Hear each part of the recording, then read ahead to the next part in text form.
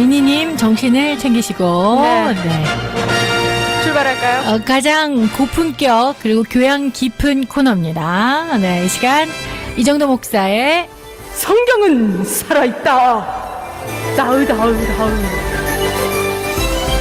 혹시 전라도 버전으로 안 되시나요? 그것은 안 되지라. 자, 이정도 목사님과 함께하는 성경은 살아있다 출발해 보도록 하겠습니다. 네. 예, 오늘은 저희가 지난주부터 이제 로마 이야기 했는데, 네. 로마 2편, 그리고 성탄 특집으로 오. 해보려고 합니다. 네. 사실 제가 갑자기 이제 로마로 들어온 것이 바로 오늘 성탄에 맞춰서 하려면 지난주에 이제 살짝 이 사전 작업이 필요했거든요. 로마에 그래서 대한. 이제 로마에 대해서 했었는데, 예. 제가 잠시 네. 여러분에게 조금 더 잘 들려드리기 위해 마스크를 잠시 요때만 빼도록 하겠습니다. 네. 자, 로마 이야기 두 번째. 지난 시간에 로마가 어떻게 이제 황제의 국가가 됐는가. 원래 그 전까지는 공화정이라고 해서 원로원의 국가였다가 네. 황제가 다스리는 국가가 되는 이야기를 했어요. 네. 그때가 BC, 그러니까 예수님 오시기 전을 BC라고 보통 하죠. BC 27년입니다. BC 31년 악티움 해전 승리 후에 사실상 황제에 가까운 지위를 가지고 있다가 27년에 본격적으로 이제 황제로 등극하게 되는 거죠. 자, 저희가 예수님에 대해서 우선 예수님의 출생이 언제냐, 요 이야기를 먼저 좀 해보려고 해요. 오늘 예수님의 출생이 언제인가? 두 번째는 예수님이 출생하셨을 때 누가 도대체 찾아온 거냐? 동방박사가 온 거냐? 아니면 한밤에 양치던 목자들이 온 거냐? 아니면 같이 온 거냐? 이런 이야기 좀 네, 해보고 정리 필요해요. 예, 네. 마지막으로 예수님의 출생의 의미 좀 살펴보려고 합니다. 우선 이게 언제냐 할 때 일반적으로 알고 계시는 것은 BC와 AD를 가르는 기준이 예수님이다라고 많이 알고 계세요. 이름상으로도 딱 드러나죠. BC, Before Christ, 그리스도 이전이라는 뜻이고요. AD는 라틴어로 아노 도미니라고 해요. 주님이란 뜻이거든요. 도미니가. 네. 도미노스 하면 주님인데 주님 이후라는 뜻입니다. 그래서 예수님이 오신 이후를 AD, 그리고 예수님 오시기 이전을 BC. 네. 그래서 지금은 주후 2020년이다. 네. 그러니까 예수님은 AD 1년에 오셨다고 해야 딱 맞는 건데 그렇죠. 네. 그런데 사실은 이게 엄밀히 말하면 맞지는 않습니다. 왜냐하면 오. 예수님이 오신 언제 태어나셨는지에 대한 기록이 명확하지가 않아요. 그러다 보니까 언젠지 모르고 지내다가 중세시대 때죠. 525년쯤에 교황이 이제 요거 좀 알아내야겠다. 그래서 정리를 하자 해서 그때 당시에 학자죠. 지금으로 말하면 수도원장이었던 디오니시우스 엑시구스라는 수도사에게 이제 요청을 한 거예요. 자, 그래서 예수님이 출생하신 연도를 한번 파악을 해보시오 했는데 그때 계산한 게 지금까지 온 거예요. 지금 기준의 AD 네. 1년. 근데 이게 이제 중세시대에 계산한 거기 때문에 좀 몇 가지 오차가 있습니다. 그래서 그럼 정확하게 최대한 파고 들어가면은 몇 년까지 압축할 수 있을까? 네. 그것을 볼 때 예수님의 출생에 대한 이야기가 구체적으로 나오는 곳은 두 군데예요. 마태복음하고 누가복음입니다. 그리고 이 두 군데가 다루는 사건이 조금씩 달라요. 마태복음에서는 헤롯 왕이 예수를 죽이려고 했던 사건, 동방박사들이 찾아오고 동방박사들이 이집트로 피하라고 하고 그래서 예수님이 이집트로 피했고 2살 이하의 어린아이들을 헤롯이 죽인 사건이 나오거든요. 자, 이때 등장하는 인물이 저희가 지난 시간에 다뤘었던 그 헤롯 안티파테르의 아들 헤롯 대왕, 흔히 헤롯 대왕이라고 부르는 사람입니다. 자, 그리고 누가복음에서는 어떤 이야기가 나오냐면 구레뇨가 시리아 총독으로 되었을 때 그때 아구스도 가이사 아구스도가 천하로 명하여 다 호적하라고 했다 이렇게 나오거든요. 이 사람이 바로 카이사르 아우구스투스, 우리가 말한 로마의 첫 번째 황제 옥타비아누스예요. 네. 자, 옥타비아누스의 인구조사가 있었다는 거예요. 네. 이때 네. 옥타비아누스가 인구조사를 하라고 하는 바람에 예수님이 원래는 갈릴리 지역에 살다가 본적지로 돌아가서 호구조사를 해야 되기 때문에 본적지인 베들레헴 쪽으로 갔고 네. 그랬기 때문에 집이 없어서 마구간에서 마구간인지는 정확히 않죠. 구유에서 네. 태어나셔야 했다. 사실은 엄밀히 말하면 마구간은 아니고요. 예전에 저희가 사방구조 한번 보여드린 적이 있는데 맞아요. 네. 그래서 아마 1층에서 마구간이 따로 별도로 있는 건물이 아니라 네. 그 집의 1층에 있었던 그 짐승 우리 안에서 태어나신 것이 아닌가 이렇게 이제 생각을 해볼 수가 있는데 자, 이 두 가지 마태복음에 있는 헤롯 대왕 그리고 누가복음에 있는 가이사 아구스도가 천하로다 호적하로 했다. 요 두 가지를 살펴볼 때 우선 헤롯 대왕은 연대가 비교적 정확합니다. 네. 이 사람은 BC 4년에 죽었어요. BC 4년이나 5년 정도. 네. 그러면 예수님의 출생은 AD 1년일 수는 없어요. 조금 더 전입니다. 그러니까 BC 한 4년 이전으로 갈 거예요, 아마도. 그리고 가이사 아구스도가 천하로다 호적하라고 했을 때 그때 구레뇨가 시리아 총독이었다 나오는데 사실 이 구레뇨가 시리아 총독으로 온 것은 시기가 약간은 좀 많이 떨어져 있어요. 왜냐면 AD 6년부터 이제 퀴리니우스라는 사람이 시리아 총독으로 갔거든요. 그러면 아마도 요 부분은 해석을 좀 달리 해야 될 것이다. 구레뇨 이전에 라고 해석을 하든지 구레뇨가 시리아 총독으로 있기 전에 이렇게 해석을 한다든지 아니면은 구레뇨라는 사람이 동명이인이 있었다든지 왜냐면 사실 이 퀴리니우스라는 사람이 시리아 총독으로 온 것이 AD 6년이다라는 기록은 요세푸스라는 유대 역사가의 기록에 나오는데 사실은 요세푸스라는 역사가가 별로 그렇게 신뢰할 수 있는 역사가가 아니에요. 그래요? 원래 전문 역사가가 아니라 장군 네. 출신이거든요. 이 아. 사람이.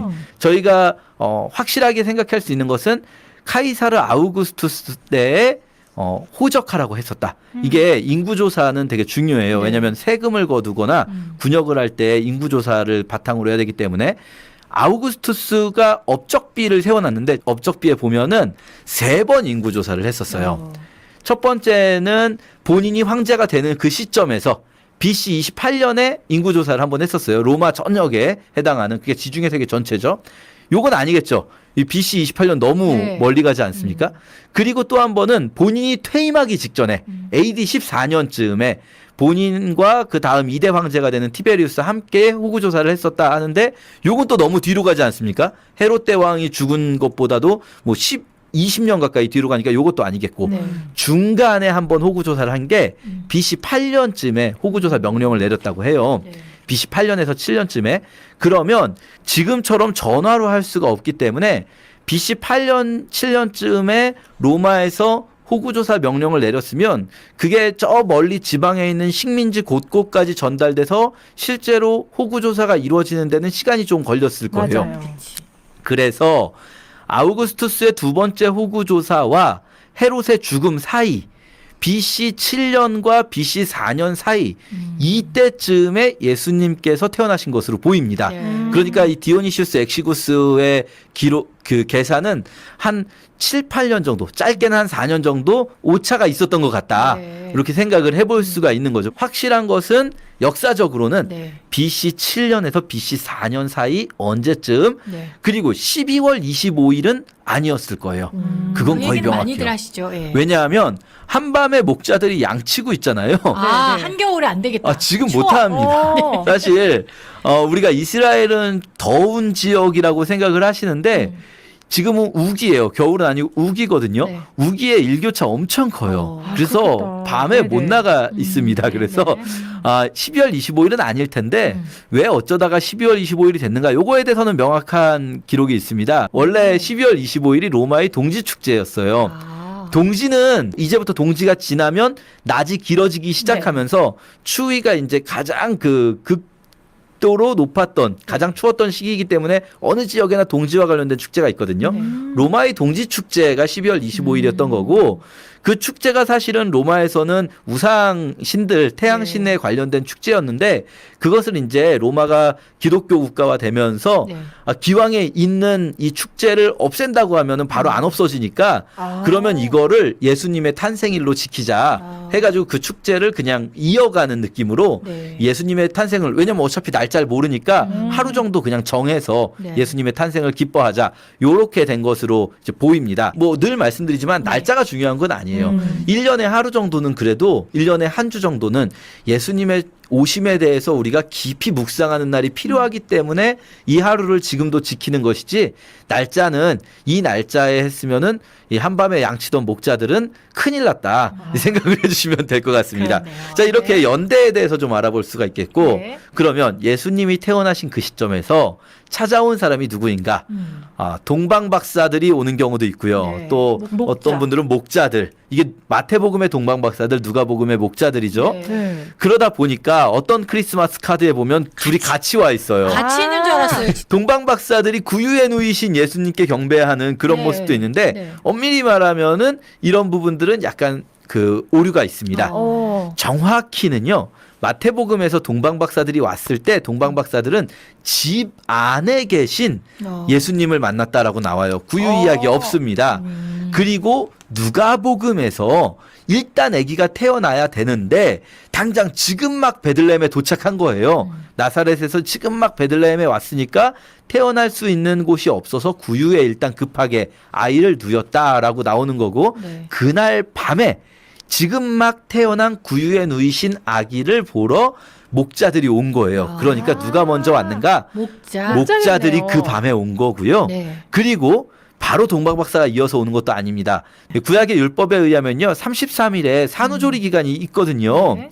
이 산후조리 기간은 건강을 위해서 격리하는 겁니다. 맞아요. 우리가 맞아요. 그렇게 하듯이. 네. 그래서 이 33일이 지난 후에 아들을 이제 하나님께서 그동안 지켜주셨다라는 어떤 감사의 의미로 초태생 속정과 산모의 정결례라는 예식을 하기 위해 제사를 드리거든요.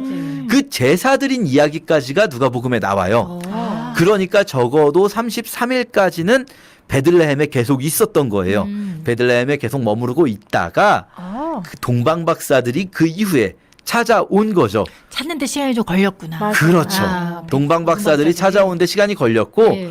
동방박사들이 아기를 만나잖아요. 직접. 네. 아기 앞에서 경배를 하죠. 그렇게 직접적으로 만났다라는 표현만으로도 시간이 좀 흐른 거죠. 그리고 목자들은 어떻게 갔대요? 목자들은 그냥 일단 정결례고 뭐고 없었던 것 같아요. 아. 그때는. 오. 왜냐하면 아까 말씀드린 정결례 부분에서 누가복음에 보면 네. 마리아가 정결례를 드릴 때 예물을 어린 반구 둘이나 비둘기 두 마리로 정결례를 드리려 함이었다 이렇게 나와요. 누가복음에. 네. 그런데 레위기에 산모의 정결례가 나오는데 거기 보면 어떻게 돼 있냐면 원래는 정확히는 산비둘기 또는 집비둘기 한 마리 플러스 원래는 양이에요. 오. 비둘기 한 마리, 양 한 마리인데 마리아는 비둘기 두 마리로 제사를 드리려고 한다고 나오잖아요. 네. 왜 그러냐면 레위기에 이렇게 첨부돼 있어요. 만약에 산모가 이 집안 형편이 여의치 않아서 양에 어려웠어. 미치지 못할 때, 양이 네. 없을 때에는 그때는 비둘기 두 마리로 해도 된다라는 부수적인 법안이 이렇게 붙어 있거든요. 예수님이 가난한 집안에 그렇죠. 태어나셔서. 네. 지금 그 예수님, 마리아, 요셉 다 이 가난한 집안이었던 거예요. 그렇기 때문에 아마도 이 격리할 수 있는 어떤 환경이나 이런 것들은 이 처음부터 마련되진 않았을 테고, 그러나 처음에는 일단은 마구간에서 태어났으니까 네. 뭐 환경이 좋지 않았지만 네. 당장 시간이 조금 흐르면서 격리할 수 있는 환경으로 갔겠죠. 네. 그리고 나서 33일 후에 제사를 드리고 동방박사들이 왔고요. 동방박사들이 찾아온 그날 밤에 바로 이집트로 피신을 합니다. 이집트에 가 있다가 얼마 안 있어서 헤롯이 죽었다는 소식을 듣게 되죠. 이때가 BC 4년인 거예요. BC 4년 4월쯤에 헤롯이 죽었거든요. 네.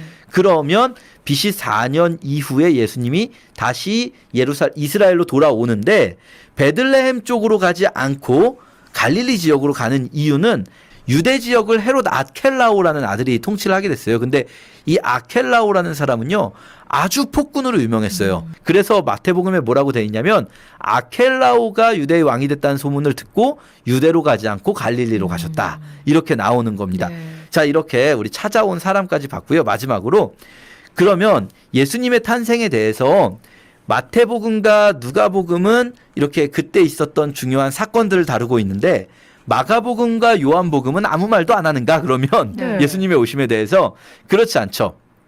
우선 첫째로 마가복음은요, 아주 간단하게 표현하고 있어요. 이렇게 나옵니다. 1장 1절에 하나님의 아들 예수 그리스도의 복음의 시작이라 이렇게 표현하거든요.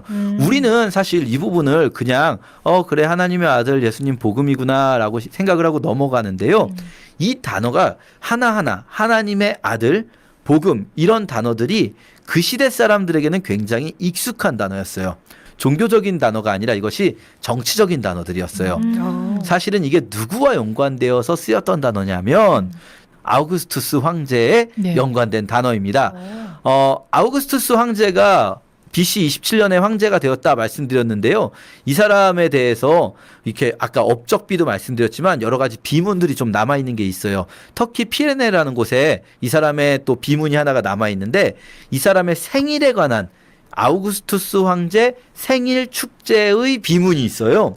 근데 거기에 보면 뭐라고 되어 있냐면 이 사람에 대해서 쓰는 표현이 이 사람이 신의 아들이고 하나님의 아들이죠. 신의 아들이 이 땅에 왔고 구세주로서 오셨고 그렇기 때문에 이 날, 이 사람이 태어난 이 날은 복음이다. 유앙겔리온이다 라고 쓰여 있어요.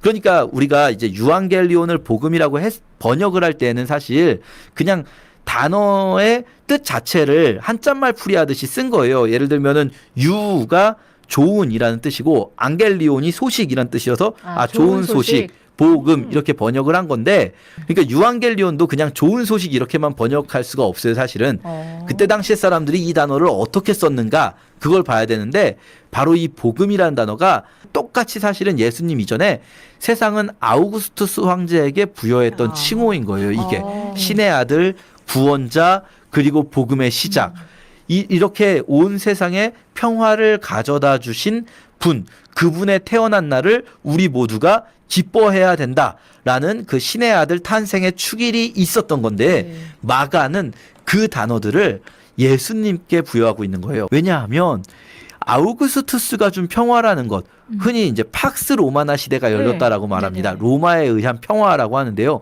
아우구스투스 황제를 통한 평화는 사실은 그 사람이 절대 권력을 가지고 니네 다 조용해 내 말 안 들으면 죽여버릴 거야 이러니까 온 평화거든요. 그 평화는 진정한 평화라고 볼 수가 없어요. 예수님이야말로 이 땅에 진정한 평화를 주시러 오신 분이다라는 것을 마가는 표현하고 있는 것이고 그것이야말로 예수의 복음이야말로 진짜 복음이다라는 거예요. 저희가 이 복음이라는 단어 그냥 좋은 소식이라고만 번역하니까 어떤 문제가 발생하냐면 저희가 복음을 이해할 때 좋은 소식이니까 도대체 그럼 구체적으로 우리에게 좋은 소식이 뭘까 할 때 많은 분들이 복음을 이렇게 오해하세요. 내가 원래 지옥 가야 되는데 예수님 믿고 내가 천국 가게 됐다. 이것이 나에게 좋은 소식이다. 이렇게 이해하세요. 아니에요. 이 부분이 분명히 있어요. 복음에는 이건 있는데 약간 다르죠. 보세요. 당시에 복음이란 단어가 쓰인 것은 로마 황제가 새로 등극하거나 로마 황제가 전쟁에서 승리했을 때에 쓰는 단어였어요. 그러면 마가나 복음서의 저자들이 복음이란 말을 쓸 때는요. 복음은 나에 대한 것이 아니에요. 내가 지옥 가게 됐는데 내가 천국 가는 건 어디까지나 중심이 나잖아요. 나에 대한 이야기가 아니라 하나님이 이 땅의 왕으로서 등극하시는 사건. 하나님이 이 땅에 왕이신 그분의 왕권, 통치를 시작하시는 사건을 복음이다라고 부르는 거예요. 그게 바로 유앙겔리온이에요. 이 차이는요. 결국 내가 중심이냐 하나님이 중심이냐의 차이인 거예요. 물론 일어나는 상황은 맞아요. 하나님이 이 땅의 왕이 되시고 그분을 따르는 자들이 영원한 하나님 나라인 천국에 가게 된다. 이건 맞는데 그럼에도 불구하고 중심을 누구에게 두느냐에 따라서 자칫하면 우리가 복음이라는 단어를 이기적으로 이해할 수 있는 거예요. 이렇게 마가가 사용했다면 그럼 요한은 뭐 했을까요? 요한복음에서는 일단 요한은 한참 뒤에 쓴 사람이에요. 복음서를.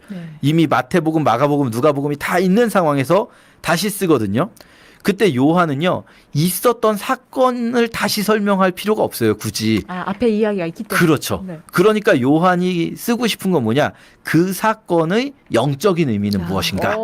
그래서 요한은 예수님의 출생을 이렇게 표현하죠. 태초에 말씀이 계셨는데 그 말씀이 하나님과 함께 계셨고 그 말씀으로 말미암아서 이 세상 모든 것이 지어졌고 그리고 그 말씀이 육신을 입고 이 땅에 오셨더라. 이것이 예수 그리스도의 오심이다라는 것이죠. 저희가 이렇게 마태, 마가, 누가, 요한. 마태는 동방 박사들을 통해서 왕으로 오신 예수님을 표현하고 싶어요. 그에 비해서 누가는 가난한 이들과 함께 하신 예수님, 네. 요것을 강조하고 요한은 그 모든 것의 배후에 영적인 사건, 하나님께서 이 땅에 오셨다라는 것을 표현하고 있어요.